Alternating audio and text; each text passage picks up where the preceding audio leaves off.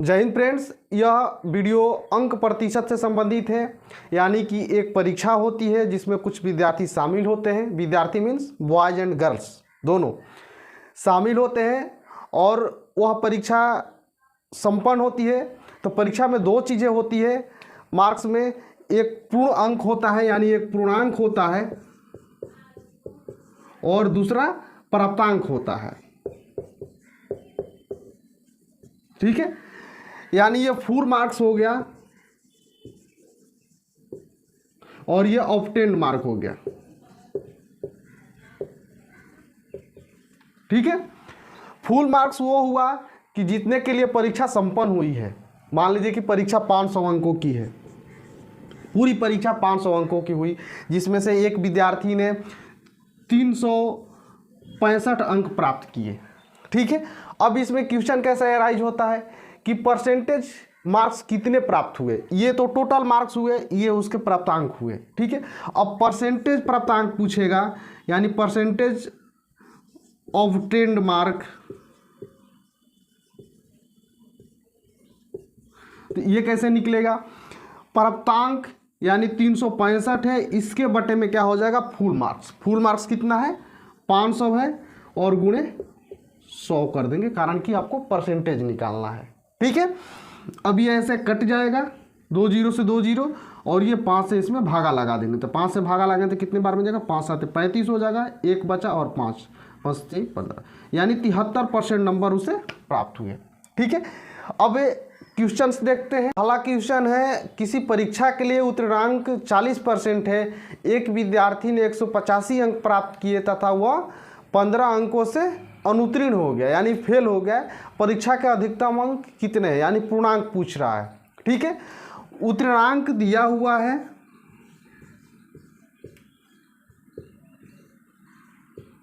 ठीक है, ये 40% है और प्राप्तांक उसका 185 पाया है। ठीक है, और 15 अंकों के लिए फेल कर गया है, यानी अगर उसको पास होना रहता तो 40% मार्क्स लाना होता। 185 अंक लाया है जो 40% से कम है, तो कितना कम है 15 कम है। ठीक है, तो टोटल पासिंग मार्क कितना हो गया आपको 185 प्लस 15, 185 लाया है और 15 से वो फेल कर गया है, यानी दोनों जोड़ देते तो पासिंग मार्क के बराबर हो जाता। पासिंग मार्क जो है 40% है, तो 40% के बराबर ये कितना हो गया 0 8 1 9 0 हो गया ये, तो यानी 40% बराबर 200 हो गया। ठीक है, अब हमें निकालना क्या है फुल मार्क्स। फुल मार्क्स कितना होता है 100% होता है। ठीक है, अब आप यहाँ से एक एक नियम से निकाल सकते हैं या डायरेक्टली आप देखिए कैसे निकलेगा। 40 से ये कितना गुना है 2.5 गुना है।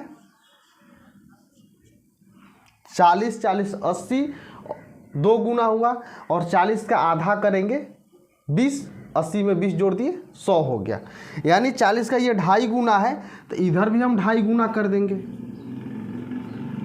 ठीक है, 200 का 2.5 गुना कितना होगा 25 दूनी 50, यानी 500 इसका राइट आंसर है। ठीक है, जो ऑप्शन सी में दिया हुआ है। नेक्स्ट क्वेश्चन देखते हैं। क्वेश्चन है, किसी परीक्षा में ए तथा बी क्रमशः अधिकतम अंकों का 60% तथा 30% अंक प्राप्त करते हैं।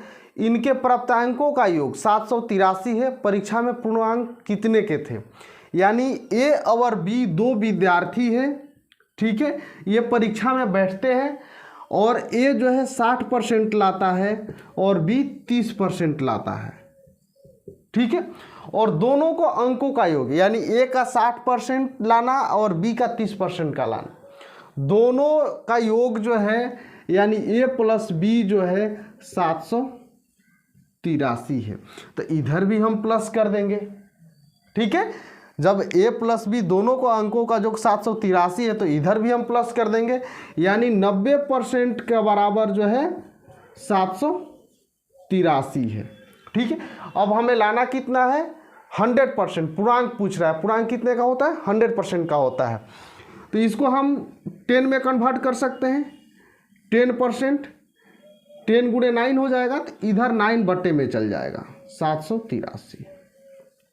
10 9 90, इधर 9 बट्टे में चला गया है, 9 में 10 से गुणा करेंगे तो 90 आएगा। ठीक है, अब ये 10% के बराबर क्या हो गया, 9 में 78 से करेंगे, 9 8 72 जाएगा। ठीक है, 6 बचा, 6 3 63 हो गया, 9 7 63। यानी 10% के बराबर 87 है, तो 100% के बराबर क्या हो जाएगा, इधर भी एक जीरो बैठा देंगे, 870 राइट आंसर है। ठीक है, यहाँ 10 था, 10 में एक जीरो बैठा है, इधर भी एक जीरो बैठा दे, 870 पूर्णांक था, जो ऑप्शन बी में दिया हुआ है। नेक्स्ट क्वेश्चन देखते हैं। क्वेश्चन है, एक परीक्षा में लड़कियों तथा लड़कों के लिए उत्तीर्ण प्रतिशतता क्रमशः 35% तथा 40% है। एक लड़के ने 483 अंक प्राप्त किए तथा वह 117 अंकों से अनुत्तीर्ण हो गया। लड़कियों के लिए न्यूनतम उत्तीर्ण अंक कितना है, ये निकालना है। ठीक है, तो लड़कियों के लिए और लड़कों के लिए उत्तीर्ण प्रतिशत जो है अलग अलग है, नहीं पासिंग मार्क दोनों का अलग अलग है। तो लड़की का कितना है, ये 35% है। ठीक है, और लड़का का 40% है। ठीक है, अब कह रहा है कि एक लड़का ने 483 अंक प्राप्त किया और 117 अंकों से अनुत्तीर्ण हो गया। यानी 483 वो लाया है और 117 नंबर अधिक होता तो वो पास कर जाता है। यानी 117 जोड़ेंगे तो उसके पासिंग मार्क के बराबर हो जाएगा। लड़के के लिए पासिंग मार्क 40% होना चाहिए, 40% में वो सिर्फ 483 पाया है, 117 अभी कम पड़ गया है, 117 ऐड करेंगे 40% के बराबर हो जाएगा। ठीक है, अब ये कितना हो गया, 7 3 10 हो गया, 8 1 9 1 10 हो गया, 4 8 5 6 हो गया, ये 40% के बराबर है। ठीक है, अब कह रहा है कि लड़कियों के लिए न्यूनतम उत्तीर्ण अंक कितने हैं। अब 40 से हम 100 नहीं पहुंचेंगे, बहुत लेंदी होगा। अब क्या करेंगे कि यहाँ 5 गुणे 7 35 होता है, यहाँ 5 गुणे 8 35 होता है, तो हम इसको 5 गुणे 8 में क्यों ना बदल दें। 5% बराबर 600 बटे में 8 हो जाएगा, 8 5 40 हो गया। ठीक है, अब 8 से इसमें भागा लगाएंगे तो 8 7 56 हो गया, और 4 बचा, 4 0 8 5 40। यानी 5% के बराबर 75 है, तो यहाँ कितना हमें निकालना है, 35% निकालना है, यानी 5 गुणे 7 निकालना है, यही निकालना है। तो क्या करेंगे, 75 गुणे भी 7 कर देंगे। 5% के बराबर 75 है, हमें 35% निकालना है, यानी 5 में 7 से गुणा करना पड़ेगा, इधर भी हम 7 से गुणा करेंगे, दोनों तरफ सेम करेंगे। 75 में 7 से करेंगे कितना होगा, 7 5 35 हो गया, 7 7 49 और 3 52। यानी लड़कियों के लिए पासिंग मार्क जो है 525 होना चाहिए, जो ऑप्शन ए में दिया हुआ है। ठीक है, नेक्स्ट क्वेश्चन देखते हैं। क्वेश्चन है, एक परीक्षार्थी 30% अंक प्राप्त करके 5 अंकों से अनुत्तीर्ण रह गया। एक अन्य विद्यार्थी 40% प्राप्त करके आवश्यक न्यूनतम अंकों से 10% अधिक प्राप्त करता है। उत्तीर्ण होने के लिए आवश्यक न्यूनतम अंक कितने हैं। ठीक है, पहला विद्यार्थी जो है और दूसरा विद्यार्थी है। पहला विद्यार्थी 30% मार्क्स लाता है, ठीक है, और 5 अंकों से फेल कर जाता है, यानी इसमें हम 5 जोड़ देंगे तो ये पास हो जाएगा। ठीक है, दूसरा विद्यार्थी क्या कर रहा है कि 40% मार्क्स ला रहा है और जितना पासिंग मार्क होना चाहिए उससे 10 अंक अधिक लेके आ रहा है, यानी इसमें -10 कर देंगे तो दोनों बराबर हो जाएगा, दोनों पासिंग मार्क के बराबर आ जाएगा, यानी पासिंग के लिए जितना मार्क्स चाहिए आ जाएगा। ठीक है, कि दोनों परसेंट एक तरफ लेके चले जाइए, यानी 40% माइनस 30% बराबर क्या हो जाएगा, ये इधर आएगा तो कितना हो जाएगा 5 + 10। ठीक है, उल्टा हम लिख दिए हैं, आप इसको इधर लेके चले गए, वो वाला इधर लेके चले आए। ठीक है, अब 40% और 30% का अंतर कितना हो गया 10%, और ये 5 + 10 15 हो गया। ठीक है, अब 10% के बराबर कितना है 15 अंक है, उसको पास होने के लिए कितना चाहिए 30% + 5, तो इसका 30% निकालेंगे तो कितना हो जाएगा, 3 में गुणा कर देंगे तो 30% बराबर क्या हो जाएगा, दोनों तरफ 3 से गुणा करते कितना हो जाएगा 45। ठीक है, अभी पास नहीं हुआ है, 5 जोड़ना पड़ेगा, तो 45 से 5 जोड़ेंगे तो कितना हो जाएगा 50। यानी पासिंग होने के लिए उसे 50 अंक होना जरूरी है। आप इससे भी निकाल सकते हैं, 10% आया है, इसको 40% में कन्वर्ट करिए तो कितना हो जाएगा, 4 से गुणा करेंगे इसमें तो ये कितना हो जाएगा, इधर 40 हो जाएगा, इधर कितना हो जाएगा 15 चौका 60 हो जाएगा। ठीक है, 60 में 10 माइनस कर देंगे 50 आएगा, दोनों से आंसर आपका आएगा। ठीक है, नेक्स्ट क्वेश्चन देखते हैं। क्वेश्चन है, एक परीक्षा में एक विद्यार्थी ने पहले पेपर में 200 अंकों में से 40% अंक प्राप्त किए। यदि विद्यार्थी को कुल मिलाकर 60 अंक प्राप्त करने हैं तो उसे दूसरे पेपर में 200 में से कितने प्रतिशत अंक प्राप्त करना है। ठीक है, ये क्वेश्चन बेसिकली देखिएगा तो औसत से संबंधित है, लेकिन ये परसेंटेज में भी है। ठीक है, 2 पेपर हो रहा है, ये पहला पेपर है, ये दूसरा पेपर है, दोनों पेपर जो है 200 का ही हो रहा है, ये भी पेपर 200 का है, ये भी 200 का है। ठीक है, अब एक चीज़ बताइए, पहले में ये 40% पा रहा है, ठीक है, और टोटल मिलाकर के दोनों का जो मिलाकर के कितना चाहिए 60 चाहिए, यानी दोनों का औसत 60 होना चाहिए। ठीक है, तो यहाँ क्या रखेंगे कि 60 आएगा, यानी जोड़ करके 2 से भाग देना है, या आप यहाँ 60 में 2 से गुणा कर दीजिए, 2 पेपर हुआ है, 60 में 2 से गुणा करेंगे तो ये कितना हो जाएगा 120 हो जाएगा। अब यहाँ बताइए 40 पाया है तो यहाँ कितना पाएगा 80 लाएगा, तब जाके ना 60% टोटल आएगा।